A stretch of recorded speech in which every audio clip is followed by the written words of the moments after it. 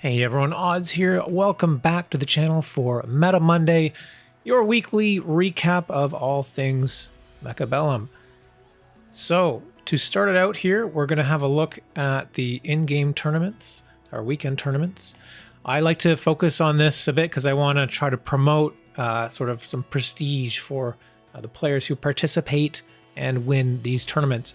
Then we might talk a little bit about MAG1 and some, metagame things that I've been noticing, but not too much. And we're going to probably focus more on the actual gameplay this video. But let's just jump in real quick here so we can get into the game. First, in the Asian region, we have Kick taking the win here. Strong player. Chris Gongard coming in second, and 101 player coming in third.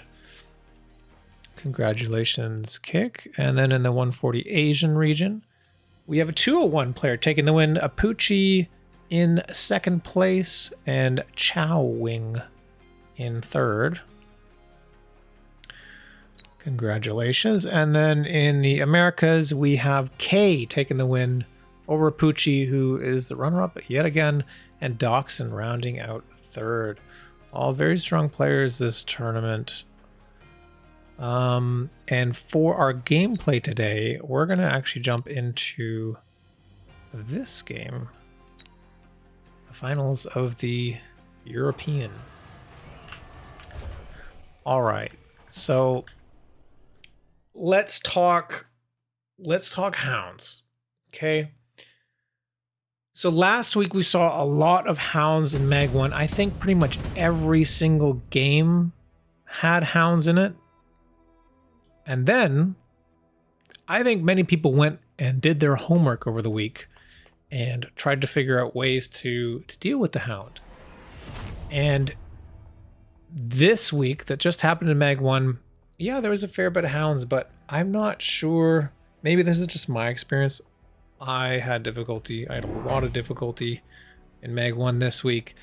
Unfortunately, the VODs aren't available, so I couldn't go and check out all the other VODs. So my scope is a little bit limited for MAG1, but from what I saw, not all the Hound packs were like super duper strong.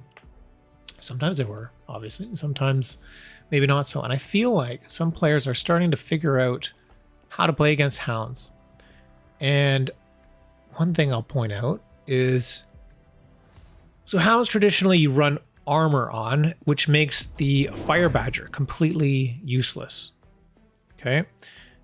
However, with chamber compression, the new tech, myself as well as a bunch of other players are deciding to forego armor, which means that, maybe Fire Badger can find its way back in the meta soon. I'm not sure. We didn't really see that yet. But I will give you a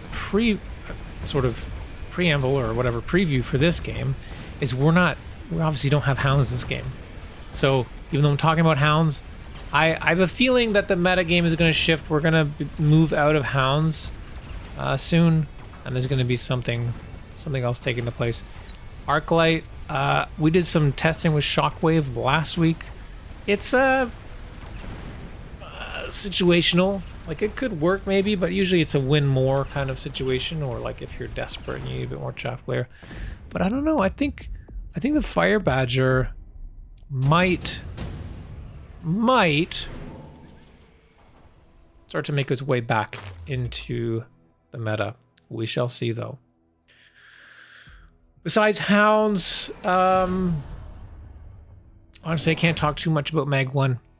Like I said, I don't have the VODs available. There's I don't know, it's an issue with their Twitch or something like that. We will see them throughout the week, I assume, because last week they were released onto YouTube, so I'm assuming we'll have them trickle in over the week, but the games will be, 2, 3, 4, 5, 6 days old, so maybe be a little bit behind in terms of meta gameplay, but yeah, alas, whatever. We'll see it when it happens. Let's jump into this game here. So our 201 player is marksman spec, low baller is aerial spec, and we have sort of a standard formation for both. And we've got the Fire Badger and the Arc Lights. Arc Light already range on round 2, which you can do when you sell out of your buildings. But 201 has not sold out of buildings, only sold out of the one building. So on this round, first round, no sale. So they are behind by $100 this round. They cannot afford range, providing that they even want to go range first anyway, but we'll see. I would assume so, but I mean, let's look at the text here. So we've got Napalm, Counter Fire, Scorching Charge, and Range. The other thing too is like Napalm has been nerfed again. And like against armor, you don't really want to be making Fire Badgers and Napalm anyway. So I'll take this from Odyssey. Odyssey and I were practicing a bit on the weekend, and you know, based on some findings that we have, is like, you know, you wouldn't want to make the Fire Badger whatsoever against Hounds if the Hound has armor. If the Hound doesn't have armor, maybe it's possible. But also Napalm is kind of nerfed. So like, do you even want Napalm anymore? Maybe not. If you're an aggro player, you probably don't want Napalm. You're going to walk into your own Napalm. That frees up a tech slot here. You can do something cool with it. You know, try something different. So yeah, I wonder if we'll be seeing some kind of update there. All right, so aerial spec, we still don't have any air stuff, which is awkward. Was there a... Oh, there was a drop on round 2 for the marksman, so we actually have the double marksman here. It's kind of crazy. Really good up against this aerial spec. Aerial would have to go for Wasp or something like that. I think it could be possible, like over here or whatever, but I guess low baller is more of a standard player, doesn't want to kind of push that. And in which case, if you're standard and you play aerial spec, you probably want to be getting into Raiden, but with 2 level 1 marksmen, no thanks. So I think blue completely nullified this aerial spec this game. You see a smoke coming down. That's pretty greedy, and it actually works out really well here. This bubble was definitely too far back. I mean, there's no fighting happening here. It's not until here. This is like the ideal smoke placement. Oh, Steel Ball does get a lock here. He's going to kill the bubble, perhaps. Oh, maybe not. Maybe not. Maybe not. Yeah, and these marksmen too. I mean, good choice into the arc lights. Texture guard, elite, double, range and aerial. Carry mode. No EMP or anything.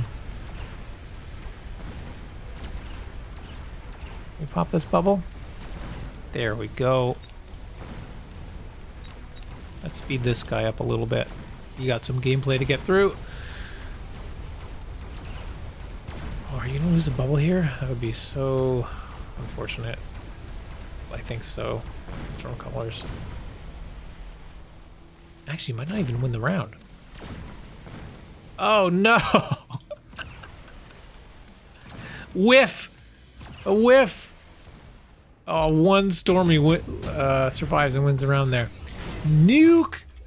What? Am I watching? Nuke on turn 4?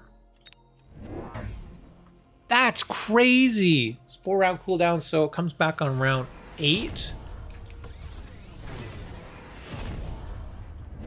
Wow, alright. That is crazy.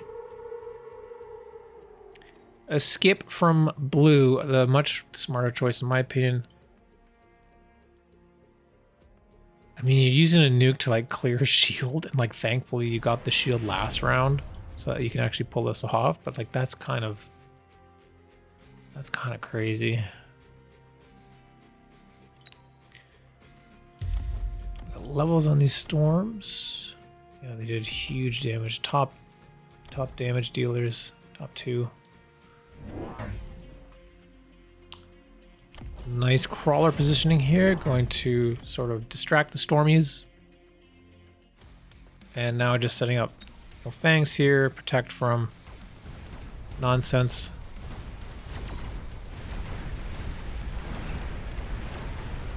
This is so expensive though. Are they even gonna win the round? The Firebrander's now with range. What? We don't have any attack upgrade yet, so like it's 24 damage per tick.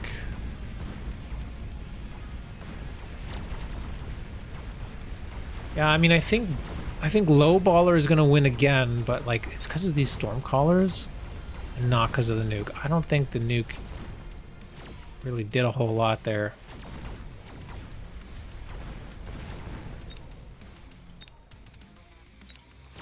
All right, let's speed this guy up.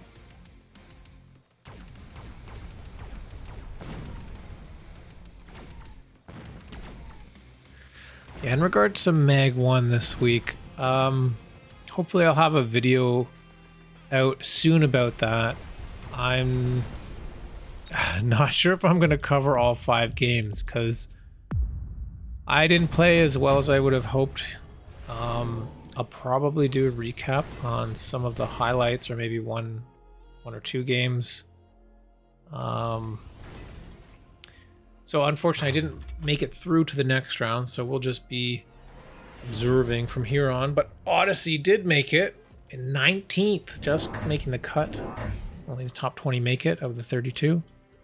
So we will be cheering for Odyssey as that happens next Saturday.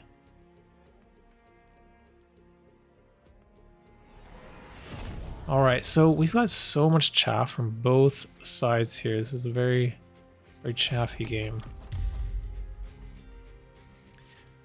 Oh, full way across. Yeah, that's cool. It depends on the timing. Because, like, sometimes this will run across, let's say here, when this is going to shoot, and it's the same time, like, all these are here. So it's, like, pointless. It's hard to really tell until you actually do it for one round. How are these Void Eyes doing? Awful. Almost nothing.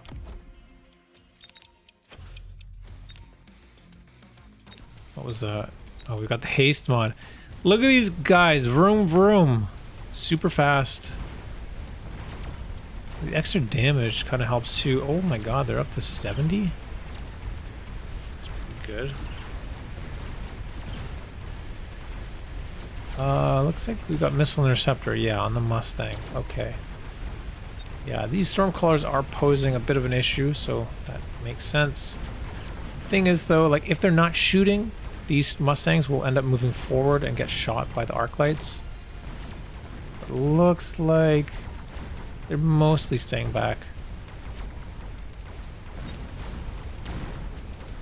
Yeah, there's only 2 left, though. I don't think you're going to do a very good job intercepting missiles anymore. Oh, oh, oh, no. Stormcallers, man. Stormcallers is a good unit. Round 6. Mass Fort. That's a great card. Super Heavy Barrier Underground. I got Underground here.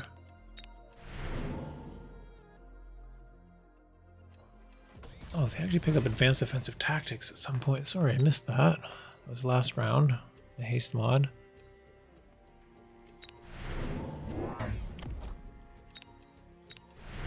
Still, okay, skip. We got levels here. That's going to help the attack. Counterfire. Ooh, okay. Counterfire as well. 50% extra HP and increased range. So here we go. We've got standard Fire Badgers. And you know what? The Stormcaller might even just like tickle them. And then they'll just like get more range.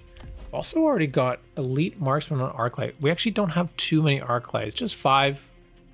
But they've gotten levels. And because of that, they can get Elite. They've got 165 meters of range. It's quite far. It's like very, very far. A couple more marks. So we don't have any high damage here. The highest damage is probably the Marksman. That's why this bubble has survived for so long. So Blue is going to have to look for something like that soon. Okay, turn, they deal with those crawlers, and now they turn back. And all this chaff is going to get wasted.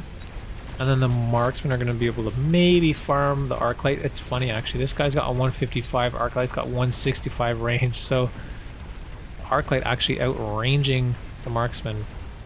Might want to actually see range pickup. Or potentially even skipping range, going right to elite. Sucks for the level 1s, but these level 4 or potentially 5, it's very good. That bubble actually goes down now, finally.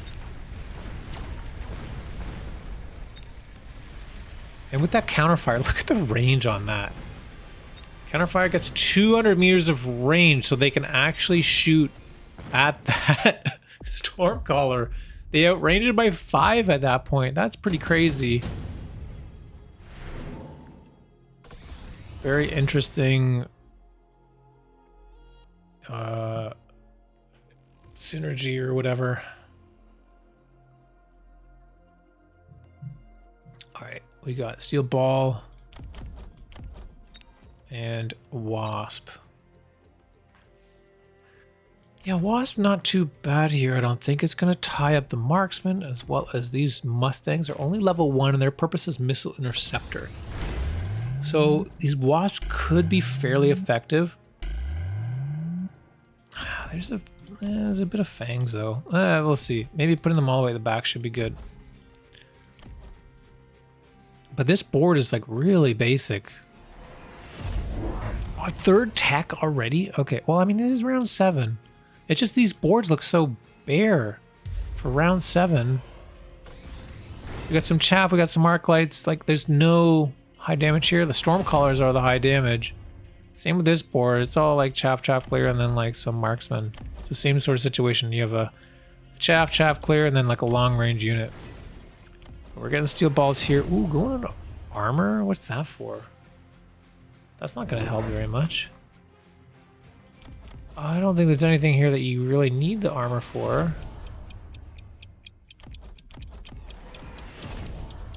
The arc light is, you know, more than the armor. Like, I don't know. I would think Mectiv would have been better in this case, because when they die, then they'll spawn more chaff. The steel ball, I've notoriously said, is just the transport for the crawler. The crawler is the real unit that you want.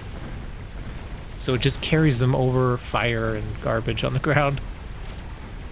We do have that EMP starting to work on those arc lights and completely nullifies that steel ball tech, so a waste of 200 or 250, I can't remember exactly how much it costs. And now it's looking really strong here. Actually, these fire batters just, they've gotten levels and they're doing some serious damage and they're just like outranging everything. That's a fair bit of damage coming down. This board is getting a little scary, but again, it doesn't have high damage. If we could get a really tanky unit for low baller, might be able to survive. Instead, though, goes for efficient light.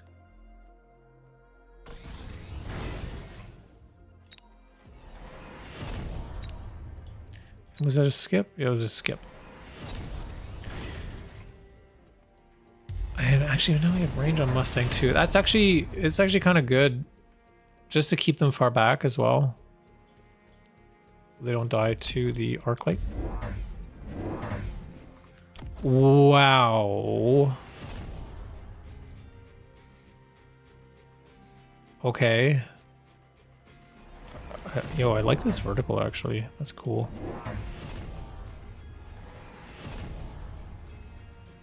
Not a fan of symmetry. Oh man, nice block on that sticky oil.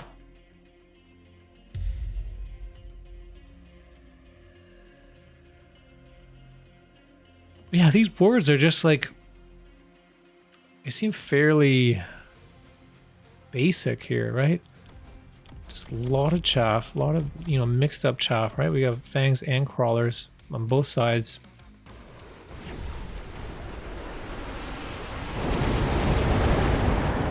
little bit of fire going on. That's okay. Sorry, zoom out a little. Yeah, and now these wasps are kind of shut down by all of these mustangs that were picked up. So good read there. Also went for range on wasp this turn. Very unfortunate. This is looking really, really huge damage here. Arc plate maybe needs shockwave instead of EMP. I think with shockwave we could see maybe they kill like more of the mustangs and stuff. But I guess the EMP would be good for removing 50% of their life and removing their range. Yeah. Maybe we got quad tech. I don't know.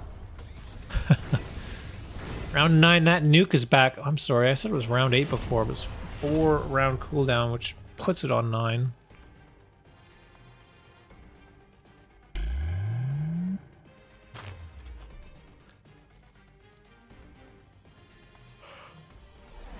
Oh, excuse me.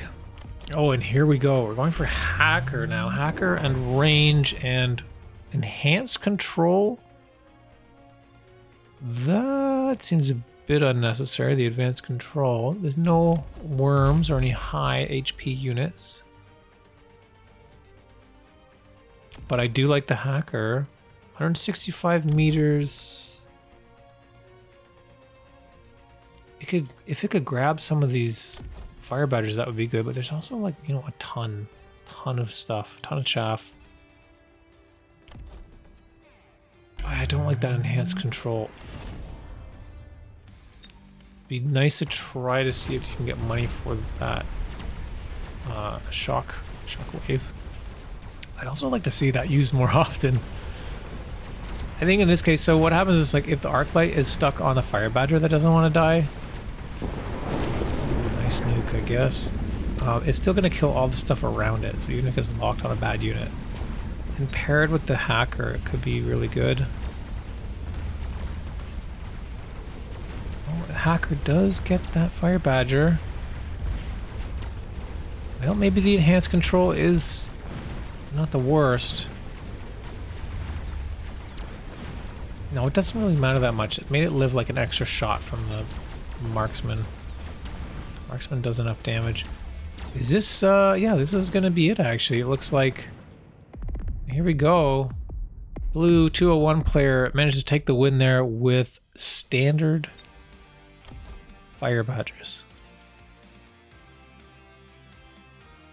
Nice. Fairly straightforward board here, you know? Interesting. All right, well, that's gonna cover it for me today. But thanks for tuning in. Thank you guys all for all your subscribes as well. We broke over 1,000 subs last week. I need to come up with an idea for something to do to celebrate. But so if you guys have any ideas, you know, leave a comment down below. Maybe we can do some kind of special stream or something, or a special challenge or something. Yeah. Let me know what you think. All right. And I look forward to seeing you next time. Have a good day.